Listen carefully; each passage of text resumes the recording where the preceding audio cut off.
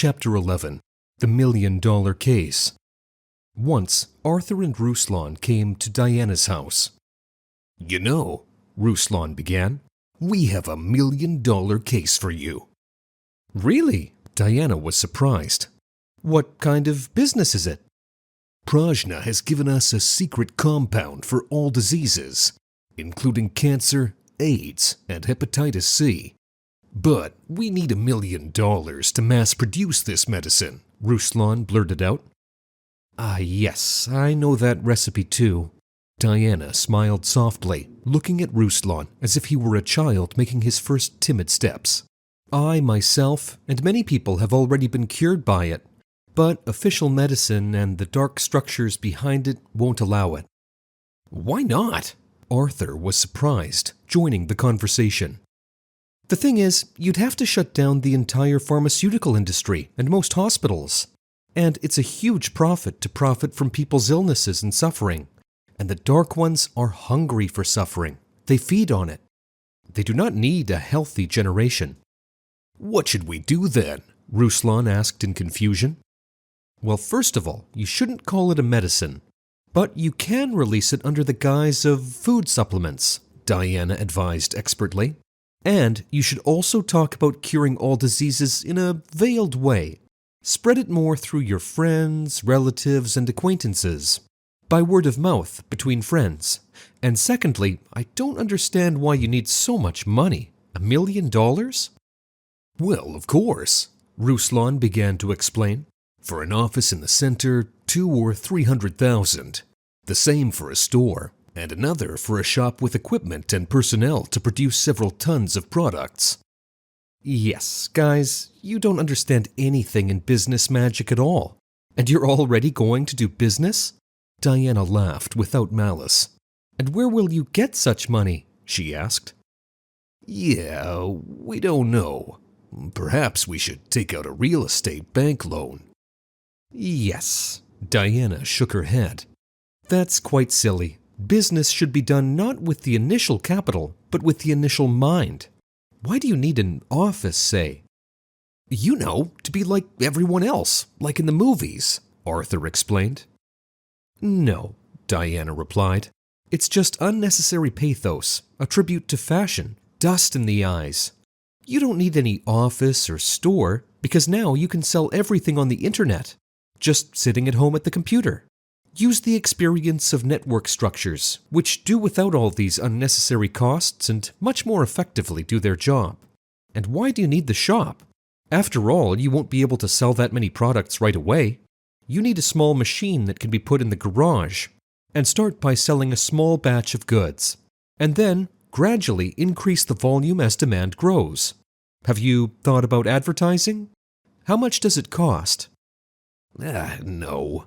Ruslan waved his hands in frustration, recognizing the rightness of his interlocutor.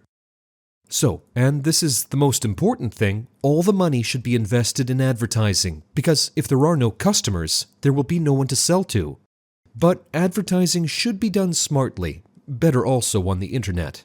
First, make a website, then form a network structure and an online store on it, and then start to promote it all, so that your customers become sellers of your products. In advertising, you just need to hook a person to go to the site, to find some intrigue to attract attention.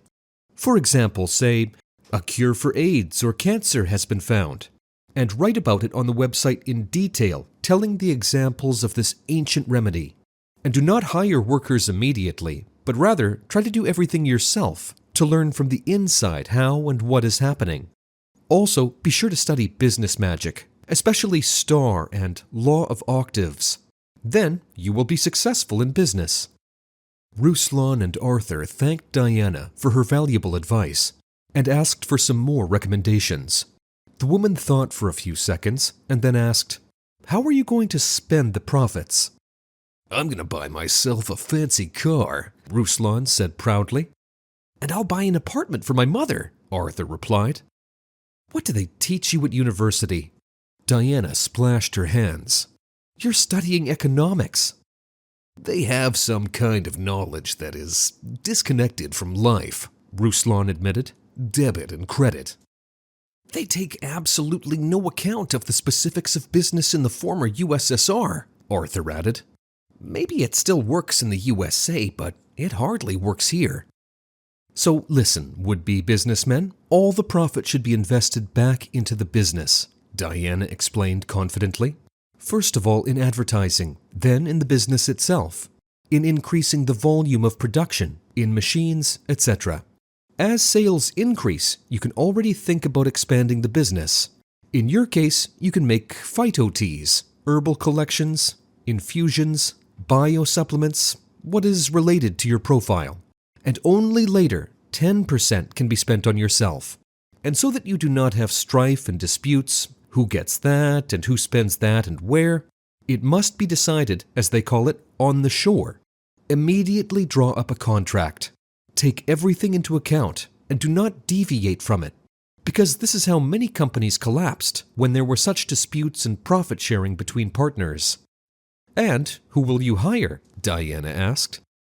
Well, of course, relatives and acquaintances, Arthur answered without delay. Or beautiful girls, Ruslan added. You don't seem to be worrying about business again, Diana said. The relatives, acquaintances, and girls you'll be flirting with may not be in a business-like mood. They'll think that because of their status, they should be paid, just because they're on the payroll.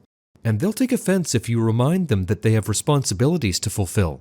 You need people who want to make money, and they need to be paid a percentage of the profits. Some of your relatives and good acquaintances may be suitable if they are very honest and responsible people, like Alice, say. They can control those areas of business where stealing, working on the left, and other dishonest manifestations of workers are possible. You need your own trusted people there, but they have to be smart, not to be cheated. Yes, they don't teach you that at the university. We're wasting our time there, Ruslan said. Diana nodded understandingly, and, after giving her friends an appraising glance, decided to give them some more advice. And also, be careful not to be cheated by scammers. There are plenty of them now, she warned. When I started out in the early 90s, I decided to set up my own center. One scammer offered me a room free of charge and without a contract, but the premises were not repaired. I made repairs there, and then he said, now either pay as for the rent of new premises or move out. It turned out that I just made repairs for the man with my own money. You should think about the bad sides first of all, because we all have people brought up in the spirit of stealing. Everyone wants to grab a bigger piece, and then, whatever happens. Almost no one thinks about reputation in the future, only how to rob someone. This must be constantly taken into account. And such people are always making friends, so that it would be easier to frame them later. I've probably had about 10 people like that as husbands and fiancés, and all of them asked for money to take a loan for themselves, to drive my car, and as soon as they got money or refusal, they disappeared immediately. Those are the kind of universities I went through in my 18 years. And then I began to trust only those who gave me money or help when I asked for it, or even by themselves, from the heart. Thank you for your warnings, Arthur thanked the woman sincerely. Yes, one should never relax. We will keep that in mind. Do you have a plan of action? Diana asked. Well, Arthur thought, in general terms. Yes, maybe we'll figure it out as we go along, Ruslan said. It's not good, guys. Diana shook her head. There used to be a fashion for psychics and contactors, so much so that anyone could pretend to be one. Now it's fashionable to be a businessman. Even a janitor sells his broom and thinks he's a businessman, Diana smiled ironically. You need to make a plan of action in several variants, step by step, taking into account the negative situations, all the pitfalls. Since it will be difficult for you to do it now, I advise you to work in different firms. For example, one can work in a network company and find out how and what they do there regarding sales of, say, biosupplements. And the other could work somewhere in the pharmaceutical industry to understand how drugs are made, how they are registered, and how raw materials are bought and stored. With your university knowledge, you won't get far, except as a janitor, Diana joked again. And who will be your salesperson? Who will work with customers? She asked. Well, it doesn't have to be high-tech. We'll find someone, Ruslan said smugly. No, that's where you're wrong. Diana shook her head sadly. A bad salesman can scare away all the customers, but a good one will sell anything you want without advertising. You have to look for such talents and teach the rest the art of trade. It's a science. It is necessary to constantly send your people under the guise of buyers, so that they constantly check how the seller behaves. That the seller does not sell something from under the table does not scare away customers. See what the seller's shortcomings are to know and teach the seller how to act. You can hang surveillance cameras. They discipline. But first you have to be in the skin of a salesperson yourself, to experience it all for yourself, to understand all the kitchen yourself. The same goes for different managers who conclude contracts for raw materials, say, transportation, equipment. Everyone has to be checked, and you have to do more of everything yourself, and learn. And what may seem particularly strange to you, it is necessary to take into account astrology, favorable and unfavorable moments for the case. The mere fact that you were offered to do something at an unfavorable moment says that something is wrong here, and that it is not a favorable suggestion. However, you need to know astrology very well for this. Cheap predictions from the internet and TV programs will not help you. It is a real profanation. But do not believe in different fortune tellers either. There are many charlatans among them. You need to know a little bit about it yourself. Do we have to become astrologers ourselves to do business? Arthur asked with a smile. Not necessarily. There are other ways. Diana smiled enigmatically. For example, you can use a special method of influence that allows a person to get the key to their own subconscious. And when you have psychological or intellectual difficulties in finding an answer to a question, you can enter a special state and set a program to your subconscious. Is that hypnosis? Ruslan raised his eyebrow doubtfully. Yes, this method is based on post-hypnotic suggestion. Naya will explain it to you in more detail. I think she will agree to help you. In our extreme times, when the fate of the entire planet is at stake, it is crucial for the knowledge of angels and benevolent spirits to spread as quickly as possible, globally, and reach thousands of people. In this way, we can change the future of all humanity. Which is why we are addressing you, dear soul of light. Spread the knowledge about our wise books and films. Share links to videos or cartoons. All of this is available and free.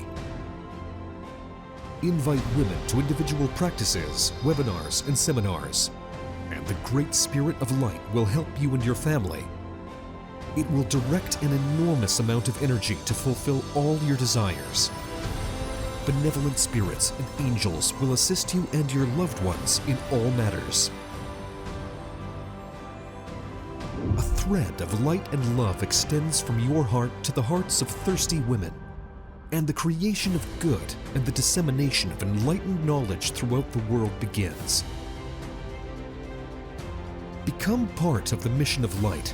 Help people, and God will help you.